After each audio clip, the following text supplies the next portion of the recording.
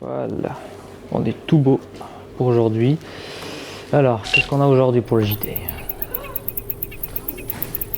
Ok. Ok, ouais, ça va le faire, ça va le faire. Ah oui, c'est vrai, je l'ai oublié. Al, les dernières actualités, s'il te plaît. Voici les toutes dernières actualités. Nous fêtons les 17 ans de la mort de Jacques Chirac, ancien président de la République. Déjà. Eh ben, ensuite. L'idée d'un traité de paix entre Israël et la Palestine vient d'être évoquée par le Premier ministre israélien. Nous n'avons pas plus d'infos pour le moment. Bon, ça vaut ce que ça vaut. Ensuite. Hier soir eut lieu le premier match du Paris Saint-Germain en Ligue Europa contre le Dynamo Moscou, défaite 2-0 des Parisiens. Ah ben, quand il n'y a plus le Qatar pour les aider, c'est plus la même chose. Ensuite. Le mouvement pour la résurgence de la moustache embrasse créer la polémique en attaquant le barbier le plus populaire de Paris. Leur objectif serait de contester le monopole du guidon sur les autres moustaches. Ouais, encore une info à la con. Bon. Merci Al, merci. Silence, on va tourner.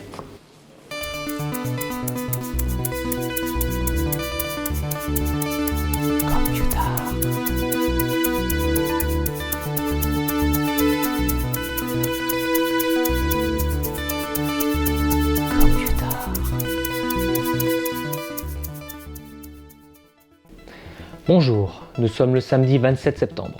Bienvenue pour notre émission Computer. Au programme du jour, la peinture. Vous connaissez tous les œuvres de Van Gogh, de Rembrandt ou encore de Manet. D'authentiques génies d'antan, faits de chair et de sang. Cependant, à l'heure où l'intelligence artificielle a pris possession des œuvres d'art, comment pouvons-nous désormais faire la différence entre création humaine et création artificielle?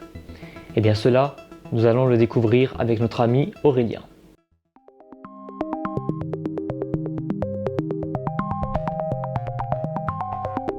Bonjour à toutes et à tous, bienvenue dans cette galerie d'art où la créativité humaine et l'intelligence artificielle se rencontrent pour donner naissance à des œuvres surprenantes.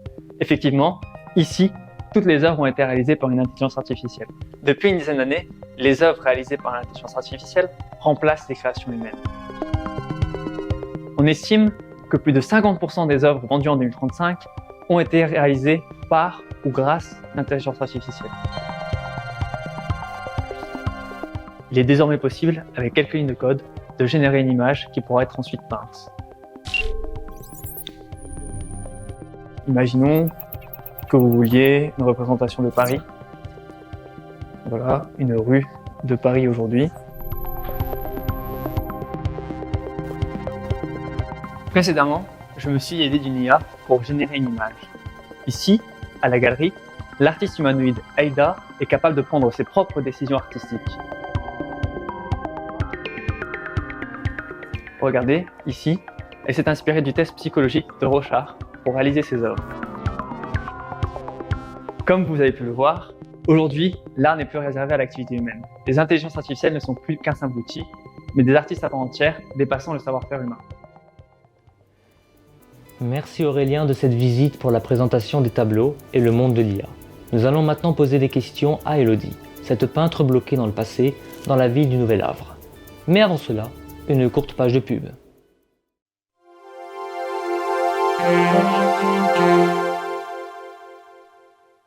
Charles de Gaulle disait « La vieillesse est un naufrage ». Si vous pensez la même chose et que vous regrettez vos années d'antan, eh bien sachez que nous avons LA solution. Avec le spray Wanadu. Vous vous demandez sûrement... Ah, mais comment cela est-il possible? Eh bien c'est simple. Il ne vous suffit que d'une seule pression. Et miracle, vous retrouverez votre jeunesse éternelle. Wow! Et tout cela à un prix imbattable. N'hésitez plus. Oh, merci, Wanadu. Vous nous remercierez plus tard. Wanadu, le spray de jouvence. Cela dit, en cas de réaction allergique, comme une brûlure au 3e degré, l'apparition de boutons verts ou encore d'un agrandissement accidentel du nez, nous nous dédouanons de toute responsabilité, car tous ces risques sont inscrits à l'arrière de la boîte. Merci.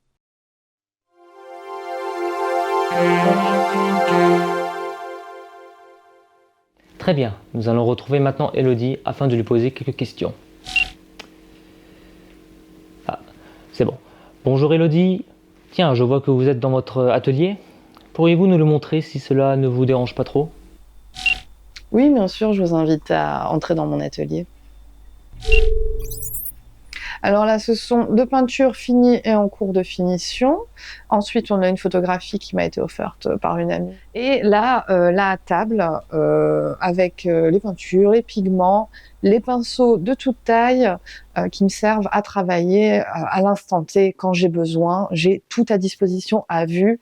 Vous pouvez voir ça notamment sur le tableau là, qui est vraiment en début derrière moi. Oh, c'est un bien joli atelier. Alors dites-nous, comment est la vie d'artiste de nos jours? Je veux dire, comment survivez-vous face à la domination de l'IA? Je fais un petit peu comme je peux, puisque pour moi la matière prédomine quand même sur le numérique et les écrans, et c'est quelque chose qui est intangible. On ne m'enlèvera pas ça. Le vrai, le matériel.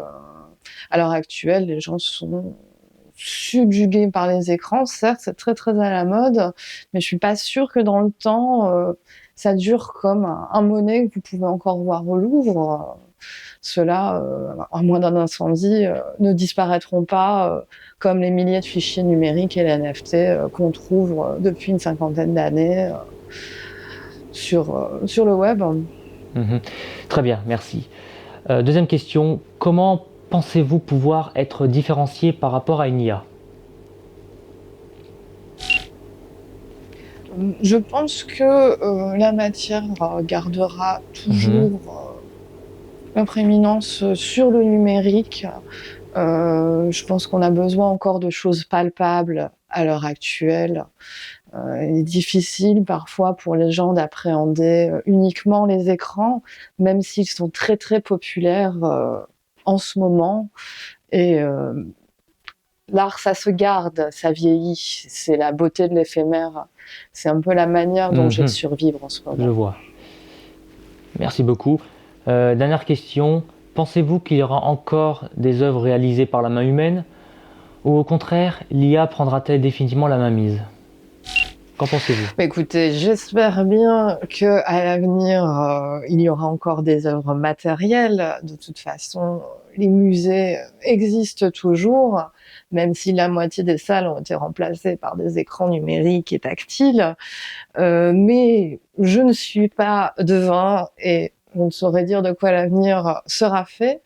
Donc j'ai espoir, mais sait-on jamais, hein, comme dans ce vieux film des années 90, Terminator, hein, on peut se faire envahir par les machines, mais ne soyons pas paranoïaques quand même.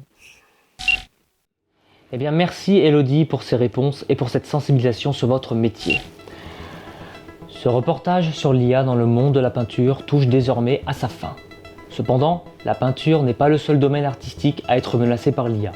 La musique aussi est sujet à la question. Mais cela, nous y répondrons dans le prochain reportage de notre émission Computar.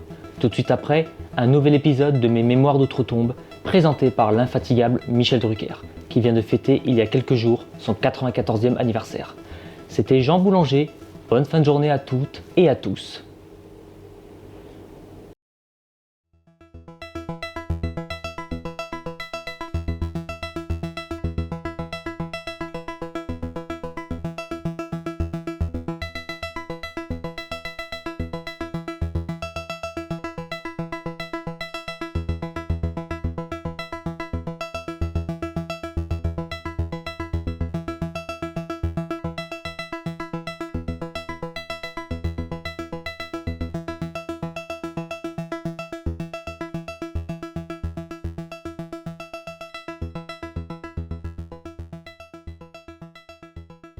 Coupé. Oh putain, c'est bon, c'est fini. Oh putain, j'ai mal au ventre, sa mère. Ouais, vas-y, hop, on va couper cette merde là, hop, nique sa race.